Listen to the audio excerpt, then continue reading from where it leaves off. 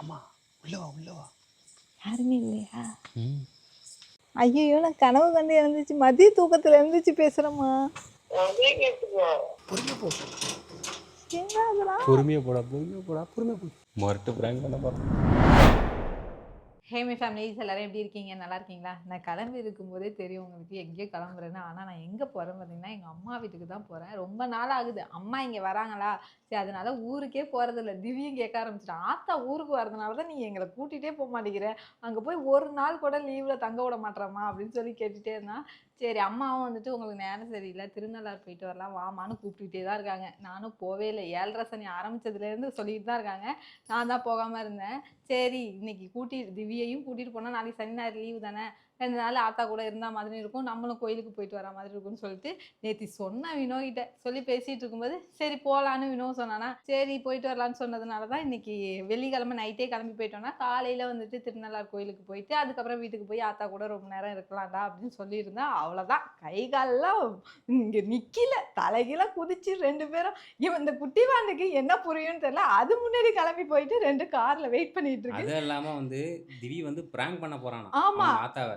ஆமாம், ஏன்னா போன தடவை நாங்கள் வந்துட்டு இந்த மாதிரி தான் நைட்டில் மறுநாள் வேலை இருக்குது அப்படி பாண்டிச்சேரி போகிற வேலை இருக்குன்னு சொல்லிட்டு முத நாள் நைட்டே வந்துட்டு நைட்டோட நைட்டாக போனோம். அது மாதிரி இன்னைக்கு நைட்டோட நைட்டாக நான் சொன்ன அப்பயும் டேய் அது மாதிரிலாம் பண்ணாதடா, ஆல்ரெடி போன வாட்டி பண்ணதுக்கே வந்து திட்டினாங்க. இல்லை நான் ஆத்தாவை ப்ராங்க் பண்ணியே ஆவேன்னு சொல்லிட்டு ஒத்த காலில் நிற்கிறான். நானுமே வந்துட்டு எங்கள் அம்மாவுக்கு ஃபோன் அடித்து சொல்ல நான் வரமா அப்படின்னு சொல்லிட்டு, சொல்ல வேணான்னு என்னை போட்டு கம்பல் பண்ணாலும் சரி நம்மளும் சொன்னா வச்சிங்கன்னா என்ன பண்ணுவாங்க, நான் வர வரைக்கும் முழிச்சிட்டே இருப்பாங்க, அவங்க தூக்கமும் கேடும். சரின்னு தான் நான் சொல்லலை. போயிட்டு வீட்டுக்கிட்ட நின்றுட்டு கால் பண்ணிக்கலாம். ஆமாம், சஸ்பென்ஸாக போய்க்கலான்னு சொல்லிட்டு நானும் கால் பண்ணாமல் இருக்கேன். இவங்க 2 பேரையும் கூட்டிகிட்டு அங்கேருந்து கிளம்புவாங்க. அவனுக்கு இப்போ தெரியாது ஊருக்கு அப்படின்னா சர்சாத்தா வீட்டுக்கு தான் போகிறோம் அப்படிங்கிறது. சரி போயிட்டு வரான், வாட ஏறுறா. வாங்க. திருமலை வாசல்ல திருவிழாவா, நம்ம வந்ததே லேட்டாக தானே ஆயிடுச்சு. சரி அங்கே கூட்டம் இருக்காதுன்னு பார்த்தா நைட் வியூ செம்மையாக இருக்கும். சரி அதை காமிச்சிட்டு அப்படியே நம்மளும் பார்த்துட்டே அப்படி போயிடலான்னு போயிட்டோம். பாதி தூரம் போனதுக்கப்புறம் அந்த லைட்டு ஒன்று எரிஞ்சுதான், அந்த இடத்துல நிறுத்திட்டான் வினோ. ஏன்னா அதுக்கு மேலே போக முடியாதுடி, ஏன்னா டாடா ஏசி அங்கே ஒன்று நிற்கிது பேர், அதுவே போகாமல் அந்த இடத்துல நின்றுட்டு இருக்கு. ஏன்னா அந்த கூட்டமாக இருக்கிறதுனால தான் நிற்கிது, நம்மளால போக முடியாதுன்னு சொல்லிட்டு இருந்தேன். நான் தான் சொன்னேன் இல்லை நீ போய் பாருன்னு சொல்லிட்டு இருந்தேன்.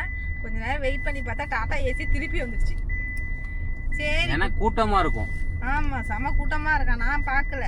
அந்த வண்டியே திரும்பி வந்துடுச்சு, நம்ம எங்கே போகிறது அப்படின்னு சொல்லிட்டு நாங்களும் திருப்பி இப்போ வேற ஒரு ரூட்டில் போயிட்டுருக்கோம். இந்த ரோட்டில் யாருமே போக மாட்டாங்க, வெளிச்சம் இருக்காது, லைட்டே கிடையாது, போகிறதுக்கே ரொம்ப பயமாக இருக்கும். நாங்கள் மெயின் ரோடுனா அதில் போயிடலாம், லைட்லாம் இருக்கும். இது வந்து கிராமமாக, இதுக்குள்ளே போகும்போது பயமாக இருக்கும் இருட்டாக இருக்கிறதுனால.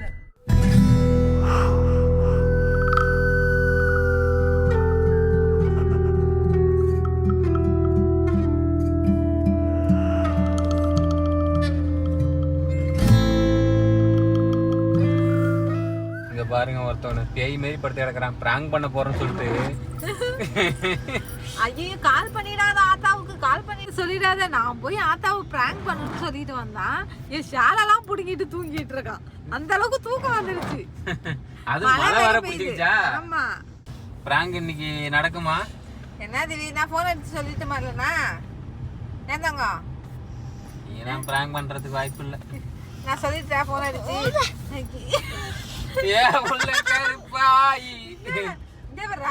ஷாலை வாங்கி அங்க தூக்கி எறிற, அப்ப எடு. தூக்கட்டாயத்துல மட்டும் ஒண்ணுமே பண்ண முடியாது தெரியுமா, சரி கோவம் வரும் அவனுக்கு. பச்சை கிளி முத்துச்சரம்.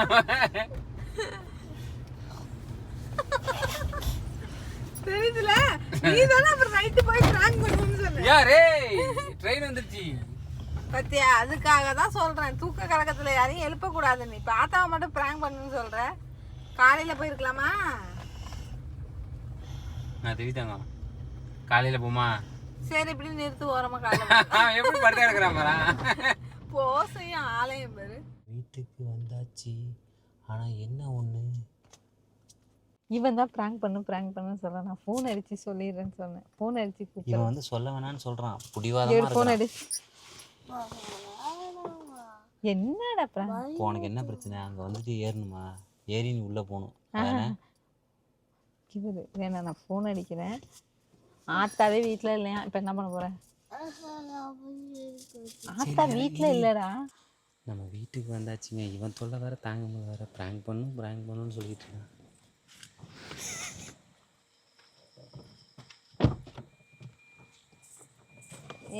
ஏ காமெடி பீஸு இது உங்கள் அம்மாவே ஒரு பயந்தாங்கள்ட்ட. போன தடவை வந்துட்டு எல்லாரும் கேட்டாங்க, ஏக்கா நீங்கள் எப்படி பண்ணீங்க, அது அம்மா கிட்ட சொல்ல வேண்டியதானே அப்படின்னு. தம்பி தூக்கலையா? தம்பி தூக்கிடுவோமா? அத்தே காணிச்சிட்டோ. காணுமா? ஆமாம், உள்ளவா. யாருமே இல்லையா? ம், என்ன ஃபோன் அடிக்க? ஃபோன் அடி, மழை வேறு வேணும்.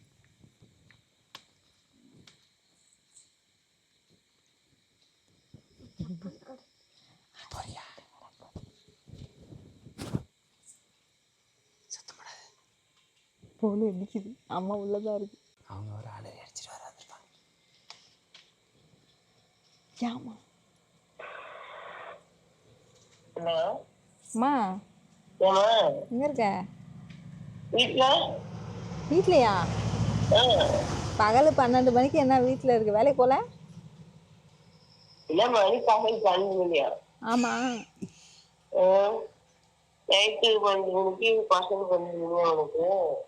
பகல் 12 மணி. ஐயோ, நான் கனவு கண்டு எழுந்துச்சு, மதிய தூக்கத்துல எழுந்துச்சு பேசுறேம்மா. ஐயோ, தூங்கினா நைட்டுல எழுந்துச்சு பகல் நினைச்சிட்டு நான் பேசிட்டு இருக்கேன். இவனை 2 பேரும் எங்க போனானு தெரியல. சரி வை வை.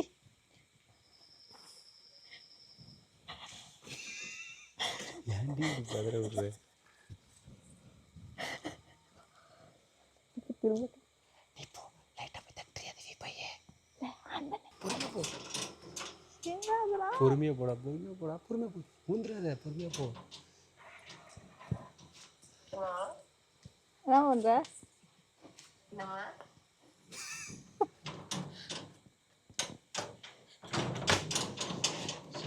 மொரட்டு பிராங்க் பண்ண போறோம்.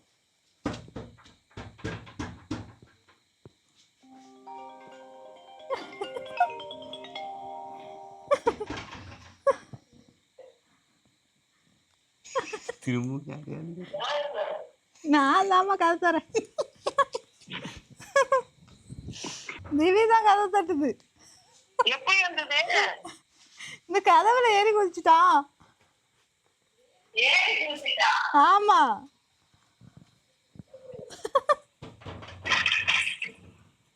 ஏய், இங்க பாரு, யார் இது?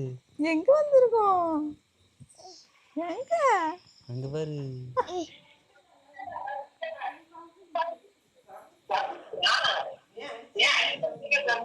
என்னடா பகல் 12 மணி உண்மையாவே நம்பிட்டாங்க. அதெல்லாம் சின்ன பிள்ளையில தான். தூக்க கலகம்.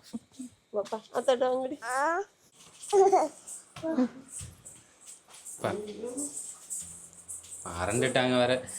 ஃபோனு வேற அடிக்கிறியா? கரெக்டாக தட்டுறாங்க. தட்டினோடனே ஒன்றுமே சொல்ல முடியல அத்தையால். ஐயோ, இருந்தாலும் நான் ஃபோனை அடிச்சேன்னே. அப்பவே ஒன்று தெரியல தட்டும் போது. எங்கே வந்திருக்கோம் நம்ம? எங்கே வந்திருக்கோம்? நான் சொன்னேன்னா இல்லையா? பத்தியா, வாயை தான் பழக்கம், ஆனால் தூக்கம் மட்டும் இனிமே வராது. மொரட்டு பிராங்க். ஆனால் வந்துட்டு அந்த மாதிரி இல்லை. ஃபஸ்ட்டு ஒரு வாட்டி பண்ண மாதிரி.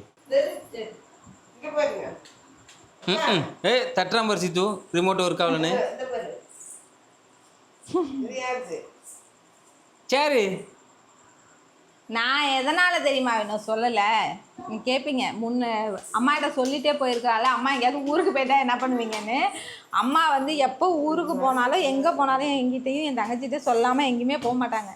ஸோ அந்த ஒரு நம்பிக்கை. இன்னொன்று என்னன்னா, நான் வரேன்னு சொல்லிட்டேன்னா வச்சிங்கன்னா, நான் இப்போ வந்ததே வந்து 12:30 மணி, 12:45 ஆகுது. இது வரைக்கும் நான் வரேன்னு சொல்லிட்டேன்னா முடிச்சிட்டு தான் இருப்பாங்க. அவங்க தூக்கத்தையும் கெடுத்த மாதிரி இருக்கும், நம்மளும் தூங்காமல் வந்துட்டுருக்கோம். ஸோ இங்கே வந்து நான் தூங்கினேன்னா நிவி கண்டிப்பாக முடிச்சிருப்பான். அப்போ அம்மா பார்த்துப்பாங்க தூங்கி இருந்தா. ஸோ அந்த ஒரு ரீசனால தான் நான் சொல்லாமல் வந்து வீட்டு வாசலில் வந்து கால் பண்ணி சொல்லிக்கலாம்னு நினச்சா, இவன் வந்து நான் ப்ராங்க் பண்ணணும் ஒத்த காலில் நின்று ப்ராங்க் பண்ணிட்டான். ப்ராங்க் பண்ணிட்டியா? ஹாப்பியா? வீட்டில் இருக்கும்போதெல்லாம் சாப்பிட்றான்னு சொன்னால் அதெல்லாம் சாப்பிட மாட்டான்.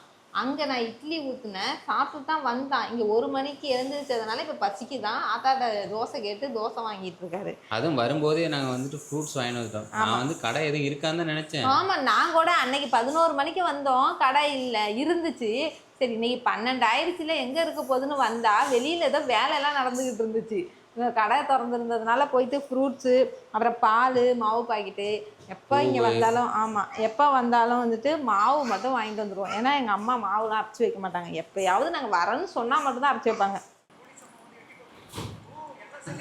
எப்படி பண்ணுவ? பண்ணு அங்கே பார்த்து பண்ணு. தண்ணியா எடுத்து குடிங்க.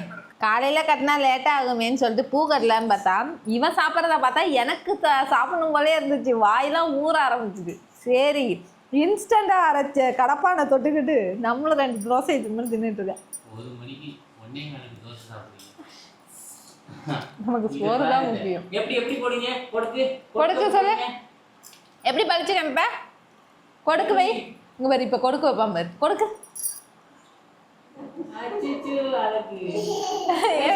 எப்படி எப்படி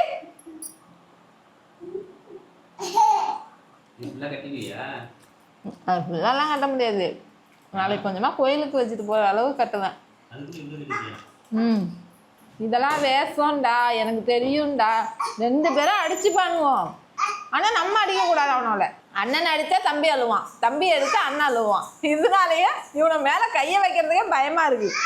சரியான பாசக்கார பிள்ளைங்க. இவன் அவன் அடிப்பான், அவன் இவன் அடிப்பான். ஆனால் நம்ம போய் 2 பேர்ல யாரு மேலேயாவது கையை வச்சுட்டோம்னா ஒருத்தன் விட்டு கொடுக்க மாட்டான். வந்துடுவாங்க, அழுவ ஆரம்பிச்சிடுவாங்க. எங்க இருந்து சவுண்ட் வருதுன்னு தெரியாது, அழுவ ஆரம்பிச்சிடுவாங்க.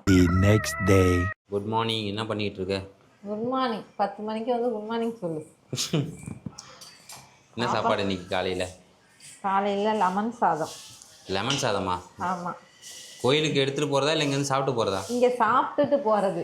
காலையிலே வந்துட்டு நம்ம நேரத்தோடு போகலாம் அப்படின்னு நினச்சி கடையில் போய் சாப்பிட்டோன்னா வச்சிங்களேன், என்னால் நிம்மதியாக சாப்பிடவே முடியாது. இந்த குட்டி வந்து என்ன பண்ணோம், அப்போ தான் அங்கேருந்து அதை எடுக்கிறேன் இதை எடுக்கிறேன்னு எதையாவது தள்ளி விட்டு ஏதாவது வேலை வைப்பான். கடையில் போய் இதனாலே சாப்பிட்றதில்ல. அதனால் காலையிலே வந்து லெமன் சாதம் செஞ்சு சாப்பிட்டுட்டு போயிடலான்னு லெமன் சாதம் செஞ்சிட்ருக்கேன். காலையிலே குளிச்சுட்டு. இந்த புடவை எப்படி இருக்குது? நல்லா இருக்குது, சூப்பராக இருக்குது. நல்லா இருக்கா? இது வந்து பல வருடங்களுக்கு முன்பு எடுத்த புடவை. நல்லா இருக்குல்ல? பல வருடம்னா எத்தனை வருடம்? ஒரு 15 வருஷம். 15 வருஷமா? 15 வருஷம் இருக்கும். அப்போ எடுத்த புடவையா இது, பார்த்துக்கோ அப்போ எப்படி இருக்குன்னு. பட்டு புடவை 10,000. ஓ, இதை தான் இந்த மாதிரிலாம் எடுத்துகிட்டு போய் தான் அந்த கல்லில் வச்சு தீத்துறது, காசு கொடுப்பாங்களே அது மாதிரியா? அந்த மாதிரிலாம் வந்து பண்ணுறாங்களே, அது மாதிரி புடவையில இது ஒரு புடவை. இது வந்து எனக்கு ரொம்ப நாளாக கண்ணுக்கு உறுத்திக்கிட்டே இருந்தது. ஏன்னா இது வந்து வெயிட்லெஸ்ஸாக இருக்கும், நம்ம உடம்புல இருக்கிறதே தெரியாது, கட்டினா அப்படியே கிடக்கும், கட்டின புடவை மாதிரியே. எங்கள் அம்மா கட்டும்போது நான் பார்த்துருக்கேன். ஸோ அதனால கண்ணில் உறுத்திக்கிட்டே இருந்தது, என்னைக்காவது ஒரு நாள் கட்டணும் அப்படின்னு சொல்லிட்டு. சரி நான் சுடிதார் தான் போட்டு போகலான்னு நினச்சேன். கோயிலுக்கு போகிறோம், புடவை கட்டிட்டு போகலாங்கிற ஒரு ஆசை வேறு வந்துச்சா. இந்த புடவை பார்த்தோன்னா இன்னும் ஆசை போட்டுக்கிடுச்சு. அதனால் ப்ளவுஸும் இருந்துச்சு கரெக்டாக, அப்படியே எடுத்து ஒரு மேட்ச் பண்ணி. அது எப்படி கரெக்டாக உனக்கு எதாக இருந்தாலும் செட் ஆகிடுது? நான் மட்டும்தான் அது மாதிரி செட் பண்ணிப்பேன். என் தங்கச்சி அது மாதிரி பண்ணவே மாட்டா. எந்த இதுவாக இருந்தாலும் சரி அவளுக்கு மட்டும் கரெக்டாக இருக்கணும். எதுவாக இருந்தாலும் அவளுக்கு பிடிச்ச மாதிரி இருந்தால் மட்டும்தான் எப்பயுமே வந்து அதை யூஸ் பண்ணுவாள். எந்த புடவையாக இருக்கட்டும், ஏதாவது ஒரு பொருளாக இருக்கட்டும், அது கரெக்டாக இருக்கணும். சட்டைலாம் வச்சிங்கன்னா அது கரெக்டாக இருந்து ஃபிட்டாக இருக்கணும், இல்லைன்னா போடவே போடாது. நான் வந்து அப்படி கிடையாது. எங்கள் அம்மா புடவை கரெக்டாக இல்லைன்னா வச்சிங்கன்னா பிரித்து விட்டுப்பேன், அப்படி இல்லைன்னா வந்து பிடிச்சி போட்டுப்பேன். அந்த மாதிரி கேஸ் நான். அதனால் எங்கள் அம்மா ப்ளவுஸ் கரெக்டாக இருந்துச்சா, இதுக்கு மேட்சாகவும் இருந்தது. பட்டு புடவைக்கு ஒரு ஒரு என்ன சொல்கிறது, நல்ல டார்க்கான ப்ளவுஸாக இருந்துச்சா, அதனால் போட்டுக்கிட்டேன். எனக்கு பிடிச்சிருந்தது கட்டிட்டேன். இது என்னது? உருளைக்கிழங்கு லெமன் சாதத்துக்கு தொட்டுக்கிறதுக்கு. இது வந்து இதுவா? லெமனா? லெமன் தண்ணி.